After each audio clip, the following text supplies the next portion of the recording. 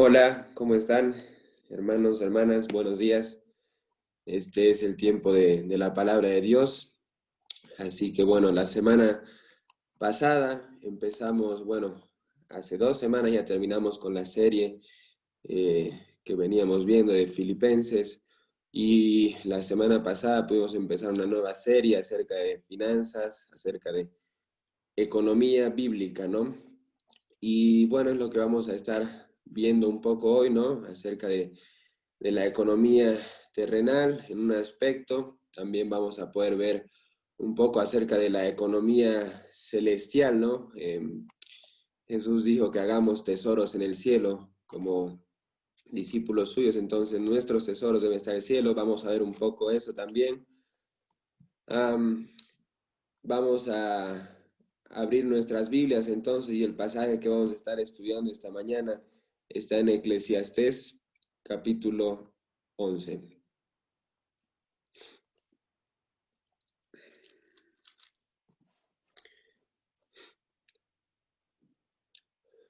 Mientras lo van buscando, les voy a avisar lo que vamos a hacer ahora. Vamos a dar lectura a todo el capítulo. Son 10 versículos y luego vamos a empezar. Así que me imagino que ya todos están ahí. Am, Dice así, Eclesiastés capítulo 11, versículo 1. Echa tu pan sobre las aguas, porque después de muchos días lo hallarás. Reparte a 7 y aún a 8, porque no sabes el mal que vendrá sobre la tierra. Si las nubes fueren llenas de agua, sobre la tierra la derramarán. Y si el árbol cayere al sur o al norte, en el lugar que el árbol cayere, allí quedará. El que al viento observa, no sembrará, y el que mira a las nubes, no segará. Como tú no sabes cuál es el camino del viento, o cómo crecen los huesos en el vientre de la mujer encinta, así ignoras la obra de Dios, el cual hace todas las cosas. Por la mañana siembra tu semilla, y a la tarde no dejes reposar tu mano, porque no sabes cuál es lo mejor, si esto o aquello, o si lo uno y lo otro es igualmente bueno. Suave ciertamente es la luz y agradable a los ojos ver el sol. Pero aunque un hombre viva muchos años y en todos ellos tenga gozo, acuérdese, sin embargo, que los días de las tinieblas serán muchos. Todo cuanto viene es vanidad. Alégrate, joven, en tu juventud, y tome placer tu corazón en los días de tu adolescencia, y anda en los caminos de tu corazón en la vista de tus ojos, pero sabe que sobre todas estas cosas te juzgará Dios.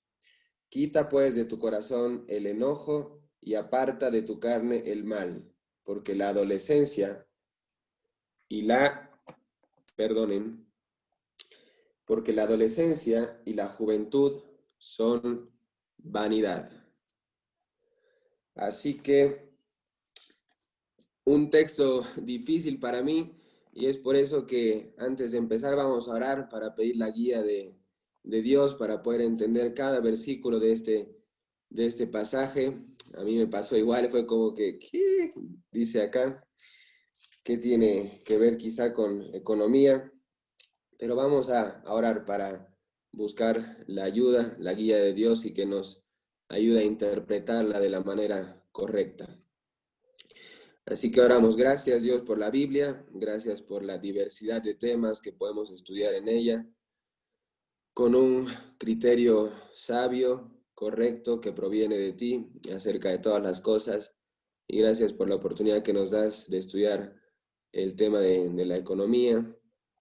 Y gracias por el libro de Eclesiastés, gracias eh, porque fuiste parte, Dios, en la vida del autor y el autor nos nos, nos ilumina Dios con sabiduría acerca de este tema. Ayúdanos a entender, a poder interpretar todo de la mejor manera y a poder guardar tu palabra en nuestro corazón. Te pedimos, Dios, todas estas cosas en el nombre de Jesús. Gracias por escucharnos. Amén. Muy bien. Eclesiastés capítulo 11, versículos 1 al 10. Debemos antes de empezar, tener algunas cosas en cuenta acerca del libro de Eclesiastés. En primer lugar, debemos saber quién es el que escribe el libro de Eclesiastés. El que lo escribe es Salomón, hijo de David, rey del pueblo de Israel también, quien, conocemos la historia, fue dotado con sabiduría, sabiduría de Dios, ¿no? Dios le pregunta, pídeme lo que quieras. Allí en Segunda de Crónicas, el capítulo 1, nos relata esto. Dios le dice, pídeme lo que quieras, y él le dice, dame sabiduría para gobernar a este pueblo tan grande. ¿Cómo voy a gobernar un pueblo tan grande sin sabiduría? Entonces, el autor de Eclesiastés pide por sabiduría. Es una de las cosas que tenemos que tener en cuenta. Santiago, capítulo 1, versículo 5, dice, el que sea falto de sabiduría, pídala a Dios y Dios se la va a dar. Así que Dios no le niega la sabiduría a nadie que se lo pida. Y bueno, este es un aspecto importante que tenemos que entender antes de estudiar los versículos de este capítulo y también del libro de Eclesiastés. ¿Quién lo escribió? Fue Salomón, ¿no? El hombre más sabio de la tierra. Claro que después de Jesús, pero en ese entonces fue el hombre más sabio de la tierra porque Dios le dio sabiduría más que a todos, dice, para gobernar el pueblo de Israel. Otra cosa que tenemos que tener en cuenta al estudiar el libro de Eclesiastés es la perspectiva desde la cual escribe Salomón. En el libro se repiten reiteradas veces debajo del sol. Entonces, la perspectiva de la cual se escribe es una perspectiva desde debajo del sol. Una perspectiva de lo que el hombre ve debajo del sol, ¿sí? Sin embargo, Salomón es consciente y no ignora que existe un Dios por encima del sol, que lo ve todo y también juzga, ¿no? Porque ahí en el versículo 9 dice, haz todas estas cosas, pero sabe que sobre todas estas cosas te juzgará Dios, y luego al final del libro va a decir, el fin de todo discurso oído es este, teme a Dios y guarda sus mandamientos, porque Dios traerá toda obra a juicio juntamente con toda cosa encubierta, sea buena o sea mala. Entonces la perspectiva desde la que escribe es una perspectiva debajo del sol, pero él no ignora que existe un Dios por encima del sol. Entonces, esas son dos cosas importantes que tenemos que tener en cuenta antes de estudiar el capítulo. Una cosa más, los versículos sí tienen diversas aplicaciones y varios estudiosos, la gente que los estudia puede obtener distintas interpretaciones, y no necesariamente es que luchamos por encontrar la correcta, sino que como hijos de Dios debemos abrazar su sabiduría y abrazar cual sea la aplicación e interpretación, porque proviene de parte de Dios y son útiles para la vida. Entonces, esa es una cosa más a tener en cuenta, que los versículos tienen diversas aplicaciones, ¿sí? Entonces, teniendo en cuenta que la sabiduría con la que escribe Salomón no es sabiduría propia, no es humana, sino que es divina, porque la pidió a Dios, debemos guardar muy bien estos consejos en nuestro corazón, y así también cada porción de la Biblia, porque es inspirada por Dios, dice. ¿Por qué digo esto? Porque Salomón ya había envejecido, había vivido toda una vida, y escribe mucho acerca de los procesos de la vida. Escribe mucho acerca de los procesos de la vida con una perspectiva, como ya dije antes, una perspectiva amplia acerca de la capacidad del hombre por comprender de qué se trata la vida, y por otro lado, una perspectiva amplia de quién es Dios. Ahora bien, el capítulo 11 que vamos a estudiar, en este capítulo, el autor va a dedicar los primeros 6 versículos a describir características de la inversión segura de la siembra.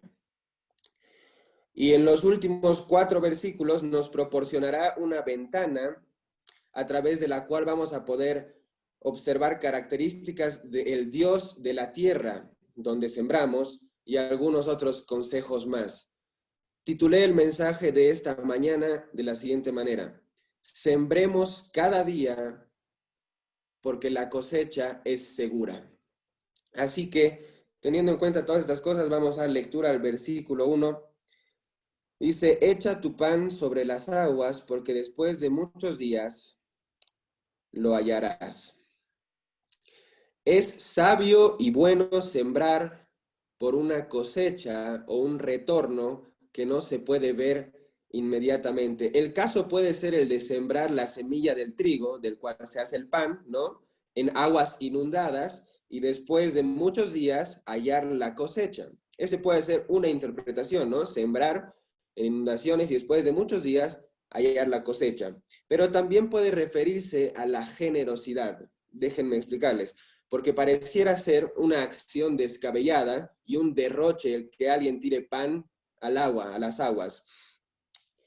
Pero esto nos habla de dar nuestros bienes a los necesitados de una manera que pareciera ser un derroche, pero confiando en que seremos recompensados. No inmediatamente, pero seremos recompensados.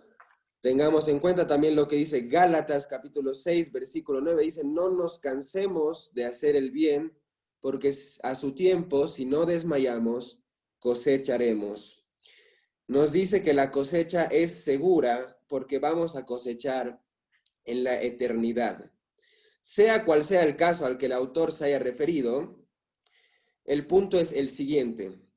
Sembremos ahora por una recompensa que no podemos ver inmediatamente.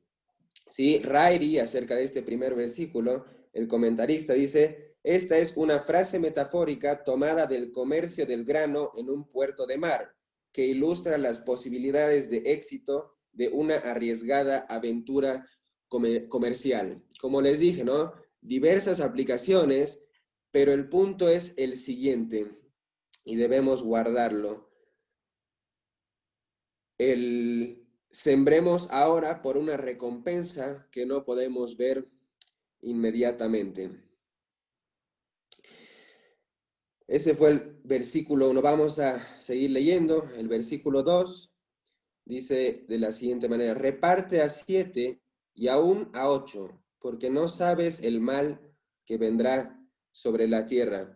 Así como el versículo 1 tenía diversas aplicaciones, este también tiene diversas aplicaciones. Y como les dije, les repito, abracemos cada una de ellas porque son de parte de Dios y son útiles. Entonces, hablando de la inversión segura de sembrar, el versículo 2 podría interpretarse de dos maneras. Y no debemos discutir cuál sea la correcta, repito, sino abrazar ambas, porque cuando hablamos de siembra, hablamos también de acciones nuestras que van a repercutir en un futuro seguro, que hacen eco en un futuro, y eso es seguro. Dice la Biblia, lo que siembras vas a cosechar, ¿no? Hablando de las cosas que hacemos. Entonces, cuando hablamos de siembra, también hablamos de acciones que repercuten en un futuro. Entonces, la primera aplicación que se le puede dar a este versículo dice, reparte a 7 y aún a 8, porque no sabes el mal que vendrá sobre la tierra, es la aplicación de ser generosos, el tema de la generosidad. Una generosidad ilimitada y una bondad desinteresada e íntegra que debemos mostrar siempre que podamos, porque dice que puede ser el caso de que vengan tiempos de calamidad y desgracia, y entonces se nos va a complicar más hacerlo, más mostrar generosidad. Entonces, hay algo interesante acerca de esto, porque ni aún en esos momentos debemos excusarnos para no dar. La generosidad bíblica se debe aplicar aun cuando lo único que tengamos para dar sea todo lo que tenemos. Y de eso tenemos ejemplos en la Biblia, muchos. Voy a mencionar algunos. Ahí en el versículo 1 dice un pan. En Lucas capítulo 21, versículos 1 al 4, sean las 2 monedas blancas que la viuda pobre echó en el cofre de ofrendas. Esta dio todo lo que tenía, dijo Jesús, y aunque era poco, fue más que la sobra abundante que todos los ricos habían echado allí también. O como la viuda pobre de Sarepta, allí en Primera de Reyes, capítulo 17, que alimentó a Elías con la última torta de pan que tenía, y después de eso dice que se iba a dejar morir junto con su hijo.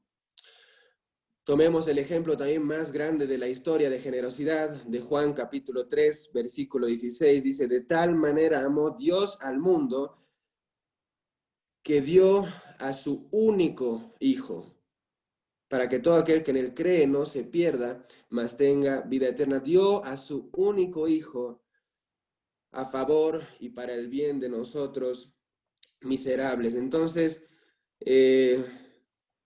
debemos entender esto, que la generosidad bíblica se trata de dar lo único que tenemos, aunque eso único que tengamos sea todo lo que tengamos. Y esta es la primera aplicación que se le puede dar. No dice, repartí a 7, pero no te limites a 7 porque quizá te va a faltar. Aún a 8 dice. Así que confiemos en Dios y seamos generosos. Luego, también, otra aplicación que se le puede dar a este versículo es la de la diversificación de negocios, es decir, la de invertir en distintos y varios intereses para que si uno falla, entonces tenga el segundo que pueda funcionar y seguir adelante con este. Y si el segundo falla, tengo el tercero y así hasta el octavo. Entonces la diversificación de negocios, hablando de economía, ¿no? Hay algo importante también a tener en cuenta cuando hablamos de economía. El mismo libro de Eclesiastés, en el capítulo 10, el versículo 19, la segunda parte dice, y el dinero sirve para todo, el dinero es útil. El problema está, dice en el Nuevo Testamento, cuando amamos el dinero. Raíz de todos los males, dice la Biblia, es el amor al dinero. Entonces no está mal tener dinero. El dinero sirve para todo, es útil. Así que un negocio no está mal, pero debemos tener bien claro que ese negocio que hagamos va a ser para glorificar y para engrandecer el nombre de Dios y no para amar el dinero. Entonces la segunda aplicación es la diversificación de negocios, invertir en varios intereses. Versículo 3 dice así, si las nubes fueren llenas de agua sobre la tierra, la derramarán. Y si el árbol cayere al sur o al norte, en el lugar que el árbol cayere, allí quedará. En este versículo, Salomón, el autor, va a hacer un análisis del proceso lógico conocido por nosotros como causa y efecto. Y de este proceso lógico vamos a extraer nosotros verdades que reflejan a nuestro Dios y su verdad por medio de la naturaleza. Si la primera parte del versículo dice, si las nubes fueren llenas de agua sobre la tierra, la derramarán. El hecho de que las nubes estén llenas de agua es natural. Que las nubes se pongan grises y estén cargadas de tanta agua es una verdad absoluta dentro del diseño perfecto de la creación. Que sean parte de las tormentas, no lo podemos negar, y que tapen el sol es algo cierto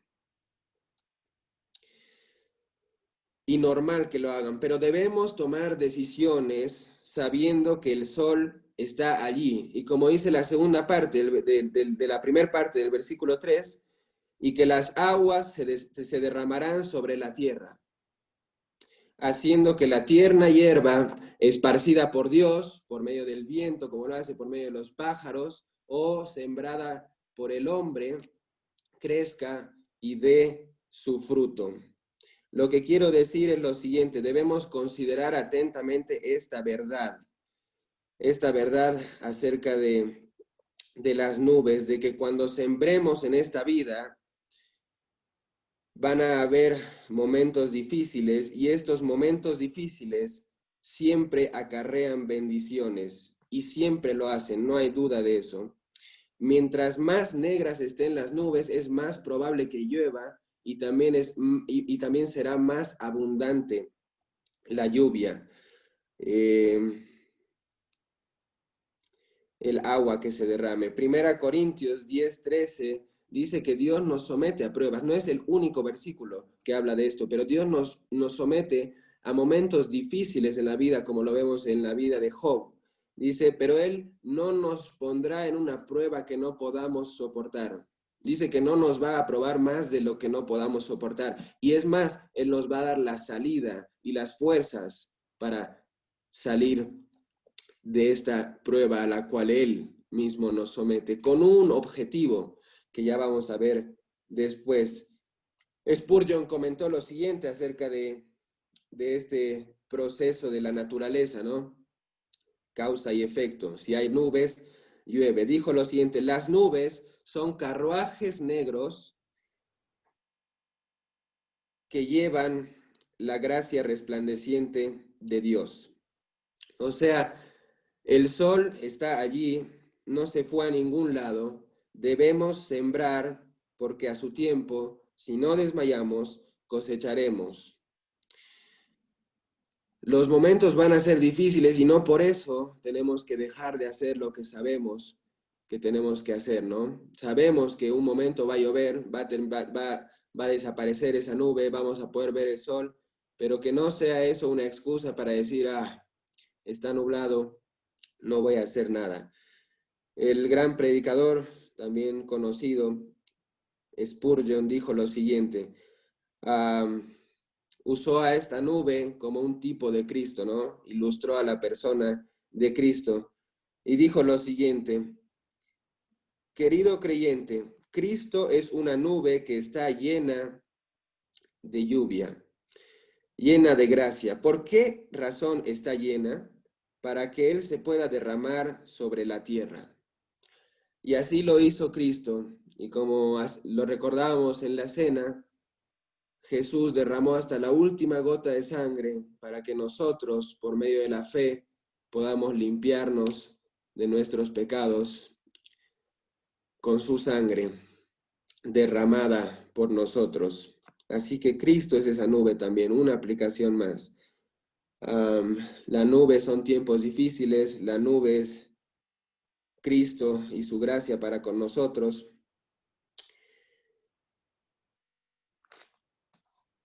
El arco iris, ¿qué nos recuerda? Conocemos la historia de Noé, ¿no? El arco iris nos recuerda que Dios no nos va a volver a inundar nunca más con su ira, pero las nubes nos avisan, nos recuerdan que sí nos va a remojar con aflicciones. Y en la primera epístola de Pedro, que estuvimos leyendo hoy, va a decir por qué nos remoja con aflicciones, ¿no? Dice para que puesta a prueba vuestra fe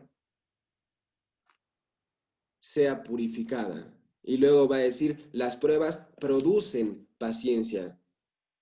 O sea que las pruebas producen virtudes en nuestra vida que de ninguna otra manera pudiéramos obtener si no es a través de momentos difíciles. Entonces, el arco iris nos recuerda una cosa, una promesa de Dios, pero las nubes nos recuerdan que también Dios nos va a remojar con aflicciones, pero es para que florezcamos. Entonces, no dejemos de hacer lo que sabemos que tenemos que hacer porque nuestro día esté nublado.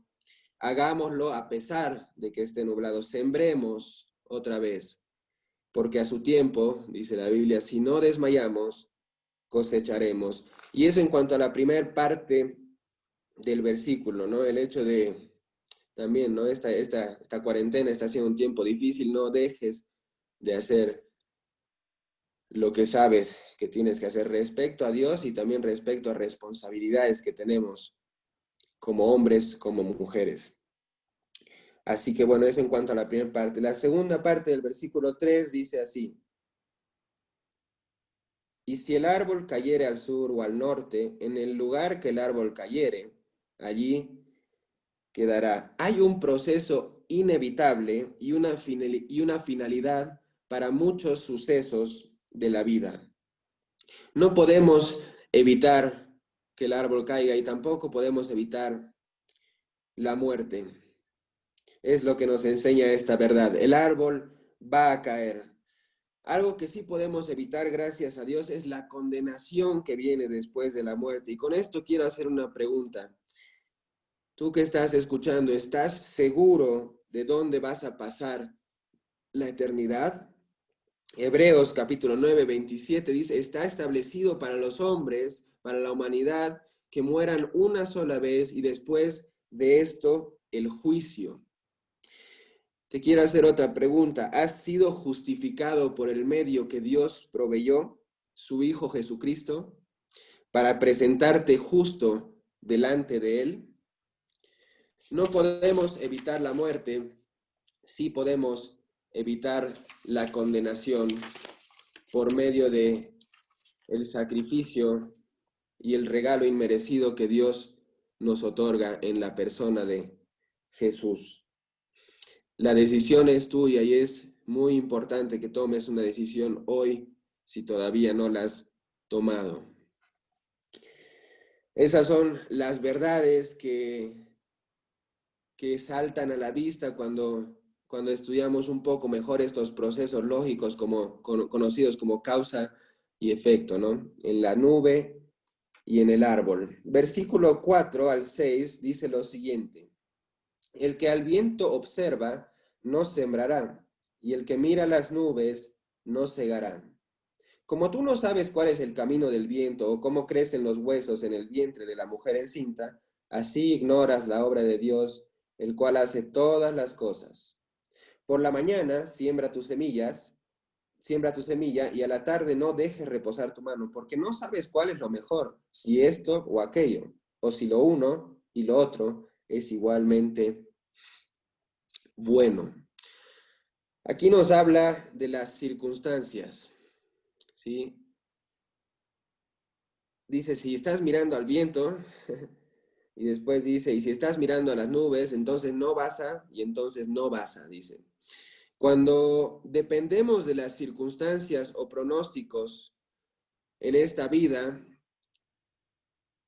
va a revelarse en nuestra vida desconfianza. Y la desconfianza esta que se revela cuando dependemos de las circunstancias en esta vida, la desconfianza en el poder y la soberanía de Dios resulta en desobediencia. Siempre.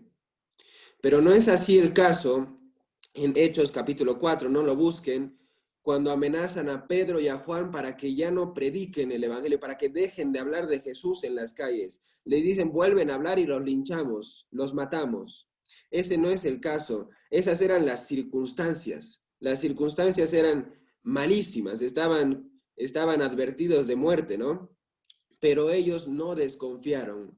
Y porque no desconfiaron, entonces esta confianza en la soberanía, en el poder de Dios, resultó en obediencia. El versículo 27 de Hechos capítulo 4, van a orar de la siguiente manera, ¿no? Dicen, dicen, Dios, mirad las circunstancias. Son adversas, están en contra nuestra, pero concédenos que con más pasión y con más denuedo podamos predicar acerca de ti. ¿Sí? Sembremos el Evangelio, la palabra de Dios, a tiempo y fuera de tiempo. Convenga o no convenga, es lo que dice 2 de Timoteo 2, versículo 4. Dice, te ruego que instes la palabra de Dios, que enseñes, que exhortes a tiempo y fuera de tiempo, cuando te convenga y cuando no te convenga. La orden es esparcir la semilla, como se ilustra en la parábola del sembrador. Y como nos dice Jesús en Mateo 28, versículos, los últimos 2 versículos, dice, id por todo el mundo y predicad. Y haced discípulos. Esa es la orden. No importan las circunstancias ni el terreno en el que caiga la semilla que siembres. No lo busquen. Quiero leerles en 1 Corintios algo que dice. Si quieren anotarlo, está en 1 Corintios capítulo 3, versículo 1. Dice, voy a leer rápido porque el versículo 4, el problema era que algunos estaban peleándose, unos decían yo soy de Apolos, otros decían yo soy de Pablo, otros yo soy de Cristo. Y versículo 4 dice, porque diciendo el uno yo ciertamente soy de Pablo y el otro yo soy de Apolos, ¿no sois carnales? ¿Qué pues es Pablo y qué es Apolo? Servidores por medio de los cuales habéis creído, y eso según lo que a cada uno concedió el Señor. Yo planté, dice, Apolo regó, pero el crecimiento lo ha dado Dios. Así que ni el que planta es algo, ni el que riega, sino Dios que da el crecimiento. Versículo 9, porque nosotros somos colaboradores de Dios y vosotros sois labranza de Dios, edificio de Dios. Romanos capítulo 1, versículo 17 dice, 16, porque no me avergüenzo del Evangelio, porque es poder de Dios para salvación. No importan las circunstancias ni el terreno en el que caiga. Estos dos versículos nos dicen por qué no importan las circunstancias. Porque es el poder de Dios que da el crecimiento. Y nosotros solo plantamos y otros regamos. Pero la palabra de Dios tiene poder por sí sola. Y Dios tiene el poder para obrar en el corazón de cada uno según la inquietud espiritual de cada uno. Si constantemente estamos cuestionándonos si va a dar fruto o no, si va a llover o no, si estamos constantemente observando el viento, ¿no? Esta persona dará fruto si le hablo de Dios. Si constantemente estamos cuestionando de esta manera, estamos desobedeciendo y nuestra obediencia no debe depender de los frutos y no debe depender de las circunstancias, sino más bien debe ser incondicional. No le ponemos condiciones a Dios para obedecerle. No dependemos de las circunstancias. Jesús lo dijo, yo lo hago. Id y predicad el evangelio a todas las naciones y haced discípulos. Hay un libro muy lindo, les recomiendo que lo lean, yo lo he leído, me encantó. Annelies creo que lo está leyendo y un par más. Se llama Lo único que no podrás hacer estando en el cielo. Un libro hermoso de ánimo al evangelismo, de promover el evangelismo. Y dice lo siguiente, nunca perdemos cuando predicamos la verdad de Dios. Si rechazan la verdad que les decimos, ganamos. La orden es contarles la verdad. Y si la aceptan, ganamos también. La orden es sembrar la verdad en sus corazones. Conocemos al profeta Jeremías, tenemos un libro en la Biblia acerca de Jeremías. Jeremías, mientras vivió, no vio el fruto de su predicación, ni un solo fruto de arrepentimiento de parte de Israel registrado en su libro.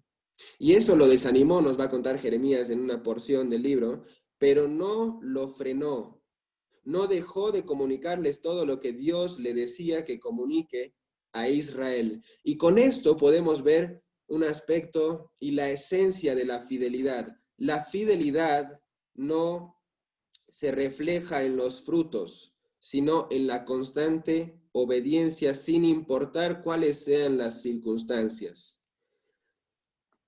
Así que sembremos la palabra de Dios, eso en cuanto a la economía celestial, porque en el cielo vamos a cosechar personas. Hay una canción que la cantamos hace unos domingos, dice, soñé que fui al cielo, te pude ahí encontrar, y un montón de personas se le empiezan a acercar y le empiezan a decir, gracias por darme al Salvador. Y esa es nuestra cosecha, y esa es la economía celestial por un lado. Pero por otro lado, este versículo nos habla, estos versículos también nos hablan y nos dan un aspecto acerca de la economía terrenal, como la conocemos, ¿no? El dinero que nos es útil, como dijimos. Y, y es lo siguiente.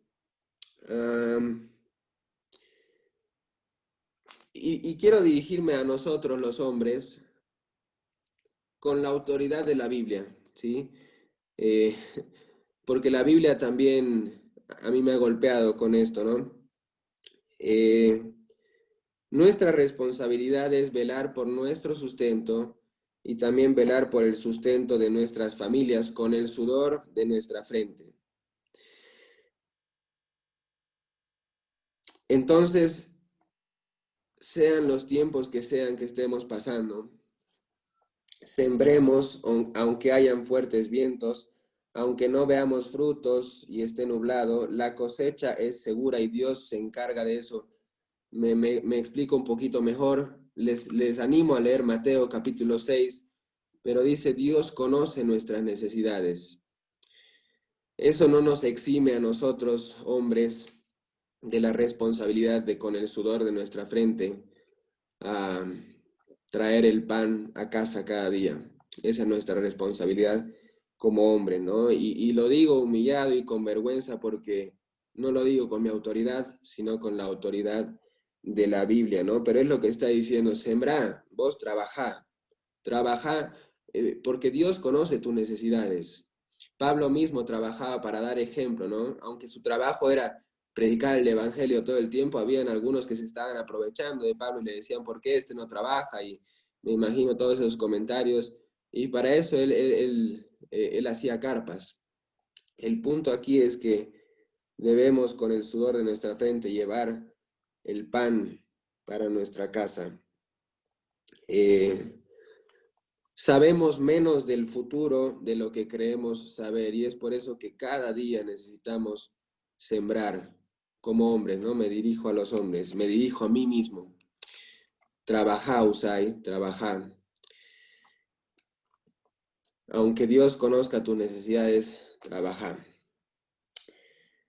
Así que les animo a leer capítulo 6 y ese fue un paréntesis, se podría decir, pero una linda aplicación acerca de esto, ¿no? Por más de que nos esté yendo bien o mal en el trabajo, esas son las circunstancias. Nosotros confiamos en Dios y que Él conoce nuestras necesidades. Luego, esos fueron los primeros 6 versículos, ¿no? Que dijimos que íbamos a hablar acerca de la inversión segura de la siembra, ¿no? De lo importante que es siempre, cada día estar sembrando, sean acciones de bien que van a repercutir en economía celestial, o sean la diversificación de negocios, como hemos dicho, para también tener dinero que nos sea útil para el sustento, ¿no? No amar el dinero, repito, esa es la raíz de todos los males. Pero los últimos 4 versículos, del 7 al 10, nos van a hablar acerca del Dios de la tierra donde sembramos, ¿no? Y nos van a dar un pantallazo, un vistazo a lo que es, a lo que es Dios, como dije, pero también a lo que es la eternidad. Vamos a ver por qué. Dice así, versículos 7 y 8. Suave ciertamente es la luz y agradable al sol ver el sol. No, suave ciertamente es la luz y agradable a los ojos ver el sol. Pero aunque un hombre viva muchos años y en todos ellos tenga gozo, acuérdese sin embargo que los días de las tinieblas serán muchos. Todo cuanto viene es vanidad. Versículo 9 también. Alégrate, joven, en tu juventud y tome placer tu corazón en los días de tu adolescencia y anda en los caminos de tu corazón y en la vista de tus ojos, pero sabe que sobre todas estas cosas juzgará a Dios. Dijimos que la perspectiva desde la cual escribe Salomón es debajo del sol, entonces está diciendo, es agradable la vida debajo del sol. Los muchos años en la vida te traen momentos de gozo, sabemos que también nos traen momentos de llanto, de tristeza, pero está diciendo, los muchos años de la vida te traen gozo, pero llega un momento en el que mueres, como el árbol que se cae. Y hay más tinieblas, dice.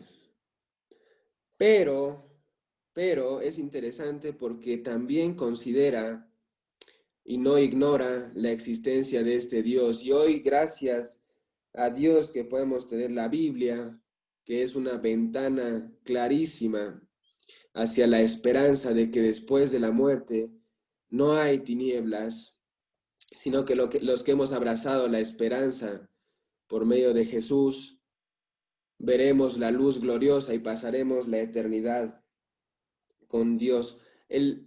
Salomón, quería decir el salmista, pero no es el salmista, Salomón, en el libro de Eclesiastés, llega a la conclusión, no, observa todos los procesos de la vida, observa todo y dice, he visto todo, dice, y todo es vanidad, dice, todo es vanidad. Todos los sucesos de la vida son vacíos, dice, debajo del sol. Y luego dice acá, y cuando mueres hay más vanidad, dice, hay más vacío, hay más tinieblas. Pero recuerden que está hablando desde una perspectiva debajo del sol. Él sabía también que existe un Dios por encima del sol. Y nosotros, repito, gracias a Dios que tenemos la Biblia, porque podemos ver a través de cada página la esperanza hermosa de que después de esta vida nos espera la luz gloriosa. Y nuevamente te animo, si no has tomado una decisión en cuanto a aferrarte a la salvación que Dios te otorga por medio de Jesús y de su sangre, creyendo, poniendo tu esperanza en Él, Salomón te lo dice, la Biblia te lo dice, te espera más vanidad, te esperan las tinieblas, que van a ser muchas más que los muchos años que vives en esta tierra. Hay algo más importante en estos 3 versículos. Dice, alégrate, joven, en tu juventud y tome placer tu corazón en los días de tu adolescencia y anda en los caminos de tu corazón y en la vista de tus ojos. Dice, o sea, es como que Salomón los está animando a hacer lo que quieran. No hagan lo que quieran, sigan su corazón que es engañoso, dice Jeremías, ¿no? O Jeremías o Ezequiel, ¿no? Engañoso es el corazón más que cualquier otra cosa. Pero es como que estuviera animando acá en el mal, pero dice, pero sabe, dice, ten en cuenta que sobre todas estas cosas te juzgará Dios, el Dios que está por encima del sol. Lo mismo que se nos dice en 1 Corintios 10:13, nos dice lo mismo expresado de otra manera. Dice, todo te es lícito, pero no todo te conviene.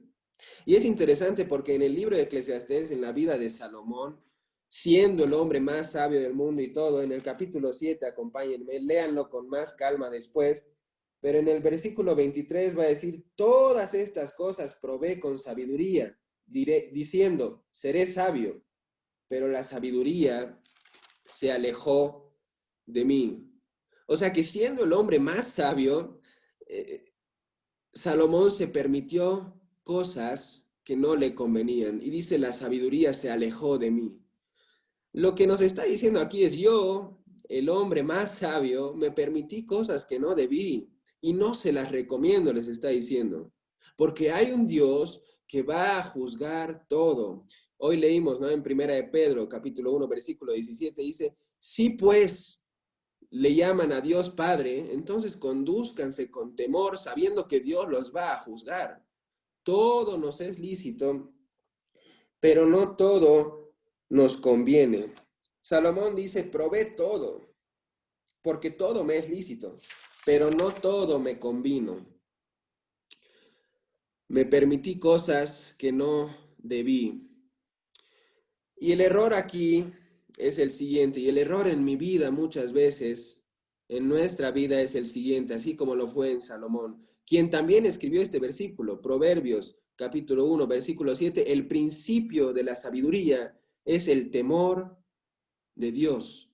Le faltó temor y a mí me falta temor, porque muchas veces fracaso y me permito cosas que no me convienen.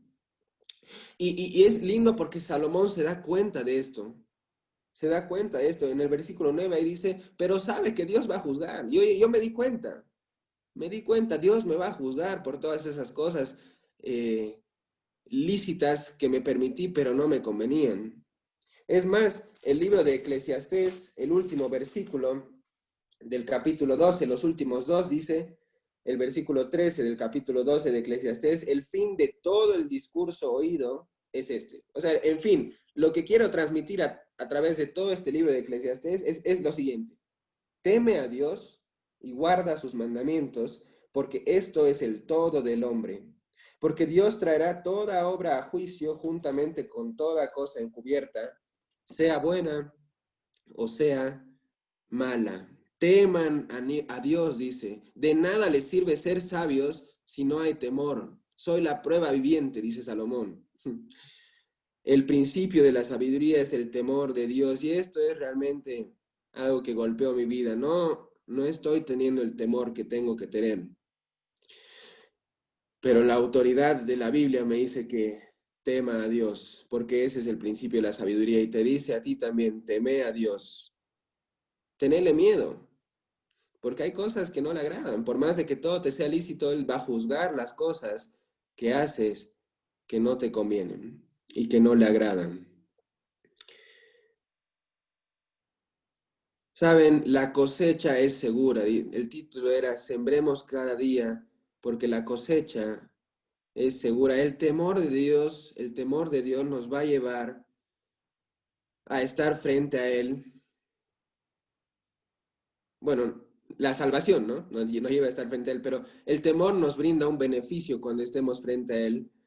Y unas palabras hermosas que Dios promete que van a salir de su boca a aquellos que fueron siervos fieles, ¿no? Y espero que cuando estemos frente a Él en esta vida nos hayamos aferrado tanto al temor y a agradar a Dios, que oigamos que se nos diga, bien, buen siervo y fiel, no te cansaste de sembrar, no pusiste excusas, confiaste en mi poder y menospreciaste las circunstancias, entra en mi cielo y cosecha tu siembra. La cosecha es segura. Y luego, en el versículo 10, va a decir un último consejo, Salomón, acerca de la vida y no necesariamente la economía. Dice, quita pues de tu corazón el enojo y aparta de tu carne el mal, porque la adolescencia y la juventud son vanidad. Una última advertencia les dice, quiten de su corazón el enojo y el mal. Dice, de lo contrario, van a vivir adolescencias y juventudes descontentas, porque el capítulo 12, versículo 1 dice un contraste, ¿no? En cambio, dice, acuérdate de tu Creador en los días de tu juventud, antes que vengan los días malos y lleguen los años de los cuales digas, no tengo en ellos contentamiento. Va a llegar un tiempo en el que si no has quitado el enojo y el mal de tu vida en tu juventud, en tu adolescencia, cuando es temprano todavía el tiempo para quitarlos, va a llegar un tiempo donde vas a llegar a un punto en tu vida y no vas a tener contentamiento de los años que hayas vivido. Entonces el consejo y la última advertencia, y es más, es una orden de parte de Dios que nos dice, quiten el enojo y el mal de su corazón,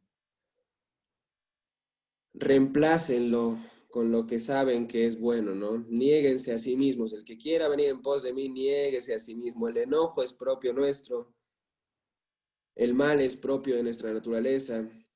Así que neguémonos y dejemos vivir a la naturaleza de Dios por medio del conocimiento de la Biblia, de la persona de Dios en la Biblia. Saben, la verdad es que me siento avergonzado y es algo que les quiero confesar. Me siento avergonzado porque Dios me da la gracia de enseñar acerca de este tema. Porque sé que es algo nuevo en mi vida, también no es algo que no tengo 80 años y te puedo decir, he practicado todo esto en mi vida. Es algo nuevo también en mi vida y en lo que fallo constantemente, ¿no? Diariamente, en sembrar cada día la palabra de Dios, pero también en trabajar, en no ser perezoso, en el temor de Dios, es algo en lo que fallo, pero confío en el poder de Dios y de su palabra, capaz de transformar primeramente mi corazón y el de cualquier otro por medio de su verdad y la autoridad que ésta contiene, ¿no? Como decía en segunda de Timoteo, capítulo 2, versículo 4, la orden es enseñarla, no importan las circunstancias, te sientas digno o no. Así que es un privilegio para mí poder confesarles esto y decirles que para mí también ha sido un golpe y espero poder practicar todos estos conceptos que he aprendido cada día y así poder crecer y parecerme más a Dios. Sed pues imitadores de Dios como hijos amados. Efesios capítulo 5, versículo 1. Esa es nuestra tarea. Así que Esa lección es hermosa, nos deja el capítulo 11 de Eclesiastés y me gustaría que oremos para terminar. Gracias Dios por tu palabra, gracias porque tiene autoridad y la autoridad no la da la iglesia, no la da la persona que la habla, la das tú y el poder es tuyo para transformar las vidas, por eso queremos guardar tu palabra en nuestro corazón, para ser siervos fieles que no se cansen de hacer el bien, que no se cansen de sembrar, que tengan presentes el día de la eternidad, donde la cosecha es segura, donde a lo mejor personas se nos acerquen y nos digan gracias. Y Dios, que sepamos humillarnos y escondernos detrás de la cruz, detrás de la autoridad de tu Biblia, de tu palabra. Ayúdanos a no solamente ser oidores de tu palabra, sino también hacedores. Queremos ser hacedores y practicarla. Gracias porque nos escuchas, gracias porque nos limpias por medio de tu palabra, porque es santa, porque es agua que limpia la inmundicia de nuestros pies al caminar en este mundo. En el nombre de Jesús, amén.